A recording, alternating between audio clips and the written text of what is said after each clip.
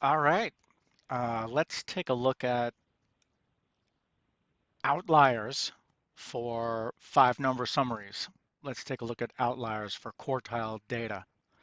Um, I'll run you through some basic definitions first, and then we'll get right to the bottom line, which is actually up front, the criteria to identify possible outliers for quartile data.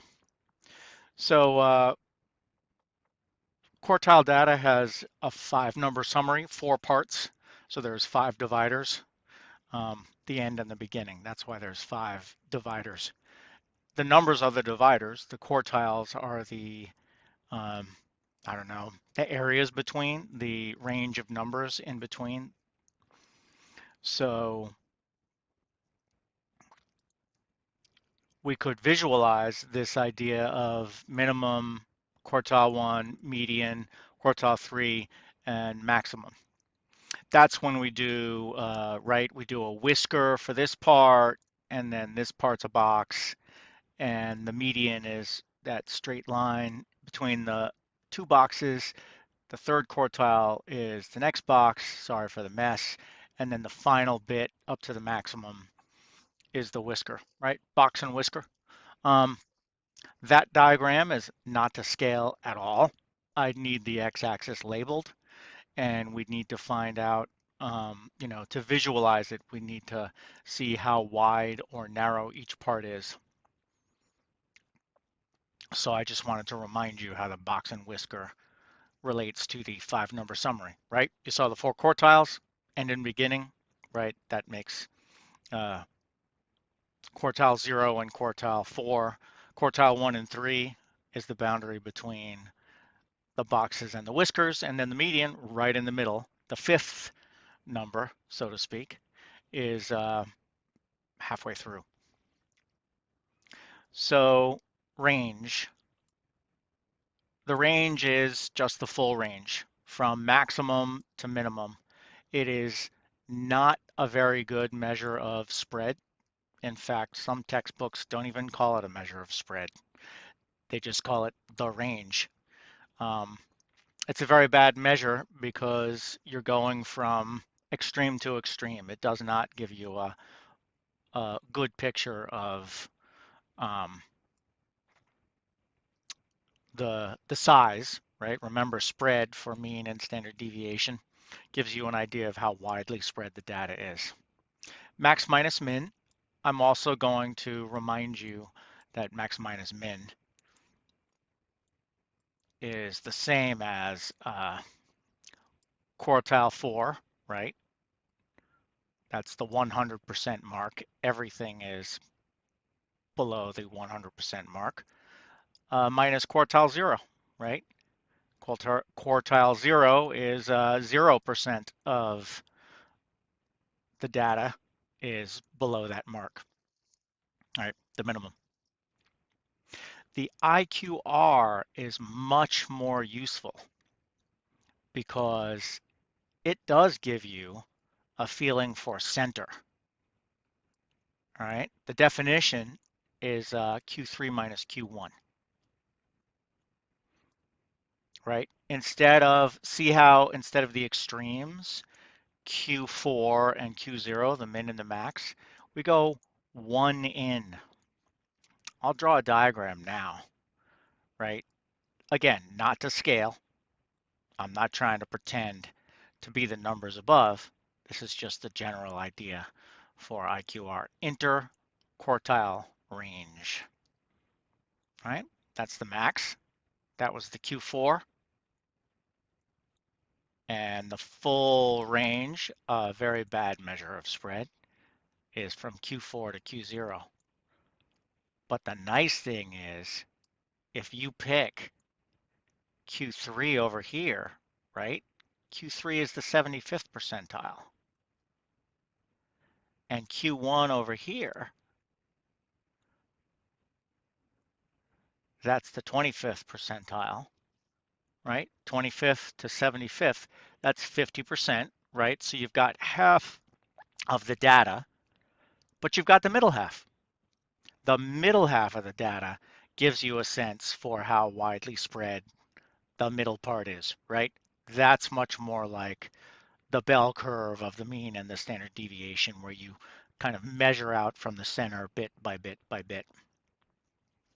So the center 50% is what defines our good spread.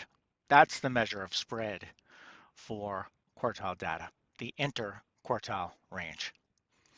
And if you ever get confused, just think of it, it's really the inter-middle quartile range, right? This is this quartile 25%, that quartile 25%, the middle 50%. How wide is that? That's what IQR measures. So for this problem, right, let's just get the numbers done. For this particular problem, um, the IQR, you just, you're looking at it right up there. It's not a big deal. You might have to do it from, I don't know, maybe a picture of a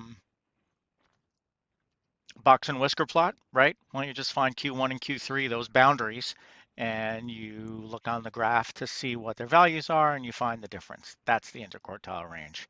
So for this problem, it's 120 minus 95. Get your calculator if you're not great at triple and double digit subtraction. It gives you a 25. All right.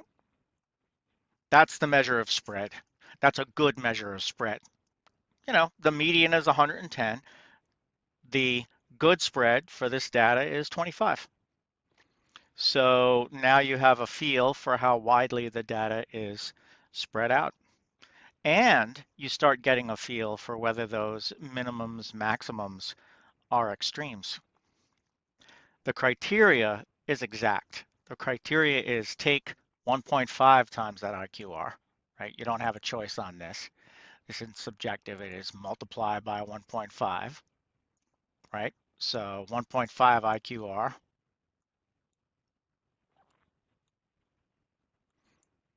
that gives you 37.5. And now you know the number that you have to add and subtract.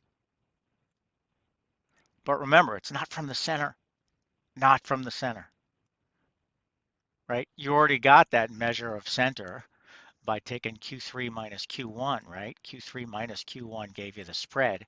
What you have to do is go 1.5 times wider than Q3 minus Q1. So you have to go, right? About the same and then half more, right? The same as Q3 minus Q1, the IQR, and then half more. Anything lower will be considered an outlier. Anything higher will be considered an outlier. That's why we have these two formulas up here, Q1 minus 1.5 IQRs and Q3 plus 1.5 IQRs. In this problem, right, we know Q1 is 95. We know our 1.5 IQRs is 37.5. So again, pull out the calculator and you get the low end, right? The low mark here is 95 minus 37.5. That should give you, I believe it's 58, 57.5. Yeah, 57.5. Pull out your calculator. I'm doing it in my head just to go faster, especially when there's decimals involved. And then, we got to do this one also, right? What's that upper range? Well, that's Q3 plus the 1.5 IQR. Q3 we know is 120. So we add 37.5 to 120 and we get 157.5. All right, so now we can answer the final question. Do we have any outliers? Right? Let's take a look. Let's be careful. We have to be below the 57.5 or above the 157.5. And we do indeed have the minimum smaller, right? It's just a little bit beyond that extreme marker. However, the maximum is 155. It's within that 1.5, just inside, right? Just inside. These differences can be subtle. We do know 55 is pretty far from 110, the middle. We know 155 is pretty far from 110, the middle. So we can't really just kind of eyeball it. We need this criterion. So according to this criterion, only the minimum could be classified as an outlier. Largest? No. Too small. It didn't break out. Nope. Smallest? Yes. Yes. It did break outside um, that rule. Take a look at the diagram. It's almost like what you're doing here is you're ignoring the actual whiskers and you're kind of setting an ideal. What would how long could the whiskers be and it not be considered outliers? That's what you're doing. You're just paying attention to the middle, right? Measure of spread. You look in the middle.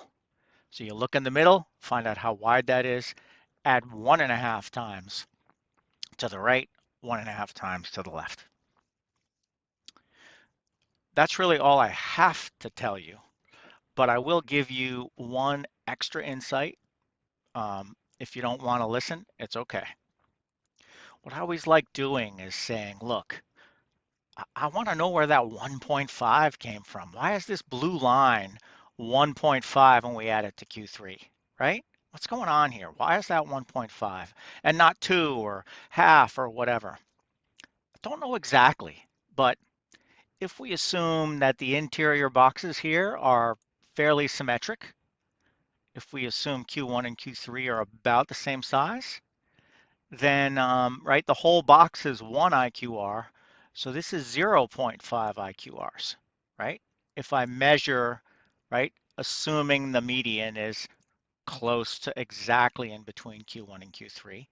Remember, that's not true in real data. 15 in that direction, 10 in that direction. There's asymmetry. We use box and whisker plots. We use quartiles when there is asymmetry. But let's pretend it was a little more symmetric. Look at that. You have 0.5 from the center, and then you add 1.5 more. So you're kind of 2 lengths, 2 IQRs from the center. That's not a formula. That's only how things feel when there's lots of symmetry.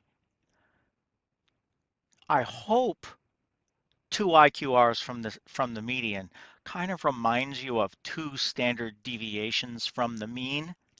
Remember when we analyzed those rules of thumb for bell curves, and we knew that 2 standard deviations from the mean was 95% of the data is within it. So it's the extreme 5% that's on the outside, 2.5 each side for a bell curve. I think that's what's going on here. We're finding the spread, and we're kind of going around 2 spreads, IQRs, from the center. So there's a certain parallelism between this formula and the idea that, 5% outsiders, right? The 5% outsiders, the 95% insiders. In social sciences, psychology, educational research, usually we do pick 2 standard deviations from the mean. Anything within that range is considered normal, and it's the outside that's considered outliers. Something interesting is happening. Same thing here. So don't remember any of that in terms of formula, just remember it in terms of there's some underlying structural similarities. Memorize these rules.